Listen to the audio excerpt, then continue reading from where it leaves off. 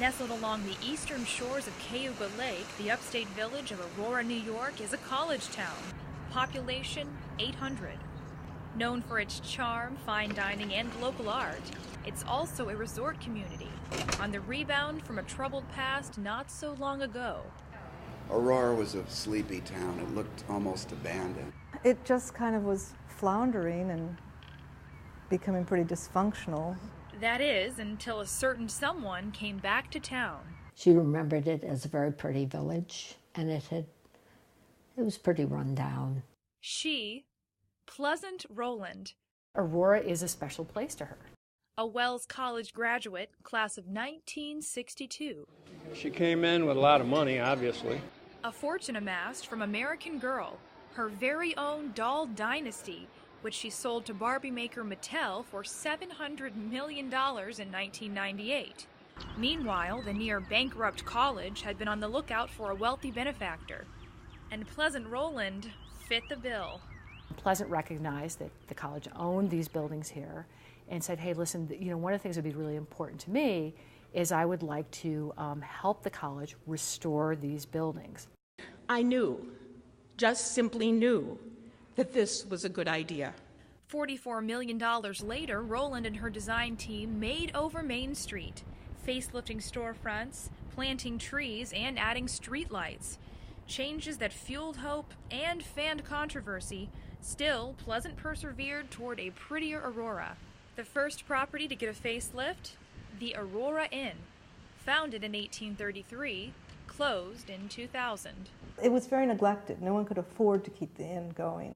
Business savvy and detail-driven, Rowland resurrected what some called the crown jewel of Cayuga, and the Aurora Inn reopened 3 years later.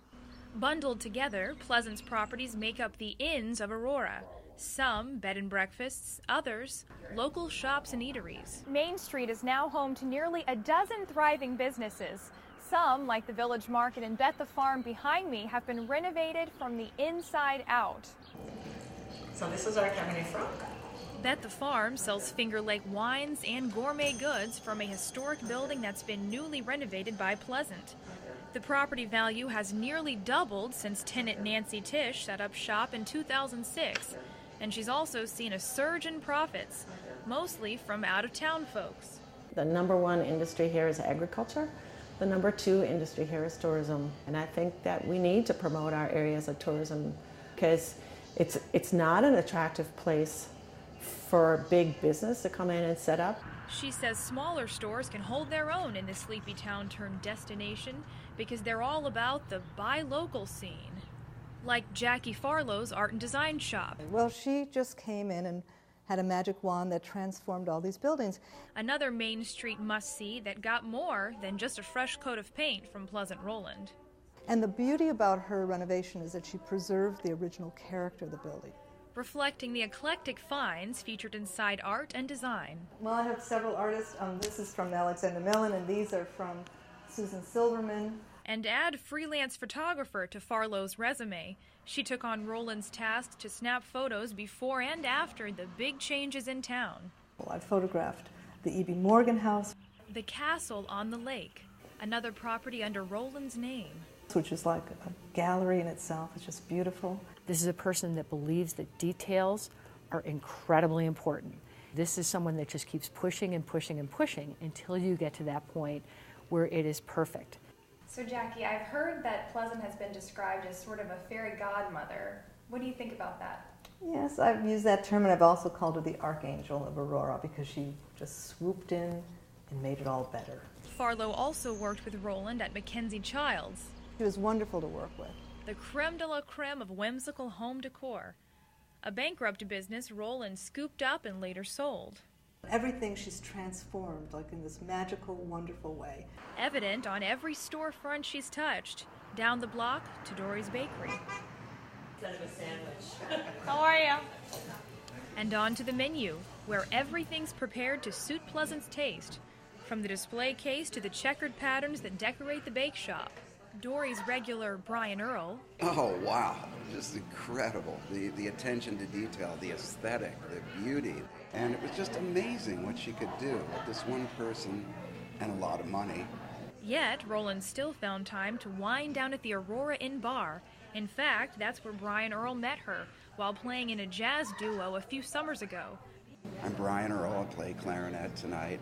Oh, great, wonderful. I said, I hope you like the music. Oh, it's perfect, she said. So she was that kind of can-do, positive person. Who could revive a village, he says, including the local watering hole across the street. It was just a plain old country bar. To others, the Fargo was something else. This place used to be kind of a dump. Because I'd open up the door and go, oh my God, I'm not eating in there, and I'd walk out. But now I'm happy to go in there and have a good lunch. Better food and lighting are putting people back on the bar stools. Just ask longtime pals Dick Middleton and Boots. Comes the word. When are you going to bring the sausage in again? It was yesterday, for Christ's sake. The day before. Frequent Fargoers ever since cellophane-wrapped sandwiches were the hottest items on the menu. Without her, this place would have been closed and you wouldn't have been here right now. But Middleton says those upgrades came with a personal price. Pleasant has taken a lot of abuse and unrightly. Most of the lakeside community supported Pleasant Roland's plan, but not all villagers were on board from the start. I wasn't real thrilled about it at the time. Neither were Laurie and her husband Craig, who eat at the Fargo almost every Friday night. Some neighbors who had a business right across the street, and they were temporarily booted out, and then they couldn't afford the rent to go back in. There's a certain level of snobbery, if you want to be blunt. Which is why some locals say Pleasant simply prettified Aurora. She made it very beautiful, but it's not historic. Like her famous dolls, says Lily McCormick, who moved here more than 40 years ago for her husband's first teaching job at Wells. On Monday morning at 8 o'clock, his very first class teaching at Wells, she was there as a freshman, her first class. And he remembers her sitting right there in the middle. She was a very bright young woman. Pleasant Williams Thiel, a leader and lover of the arts from an early age.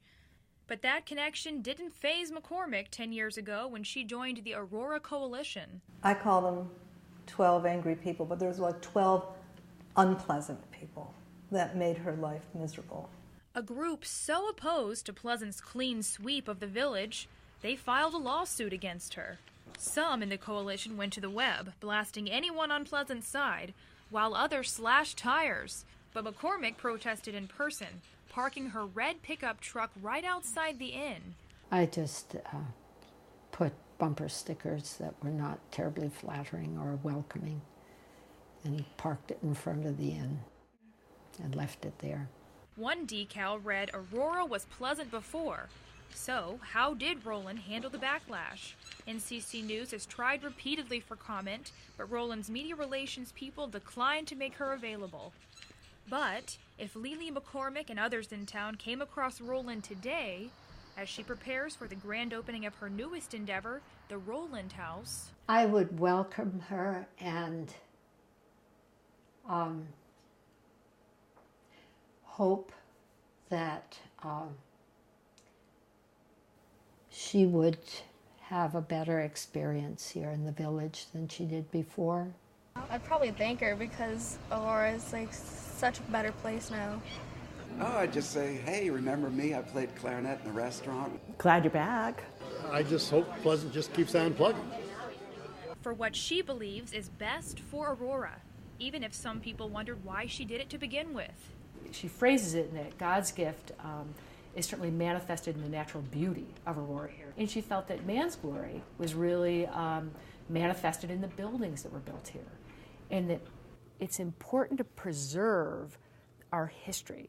A mighty task for most, but the young woman from the Chicago suburbs already had that can-do attitude to save the small town. One of the best parts about Aurora is that it has the academia, it's got the artisans, it's got Mackenzie Childs and local artists, and it's got rural America, all within its borders. I love Aurora, to be near the water, to be near the lake, and to have this peaceful place. And a sunset Lily McCormick considers the best part of lakeside living, reassuring Aurora that some things, like a small town's turnaround, just take time. Elizabeth Beeson, NCC News.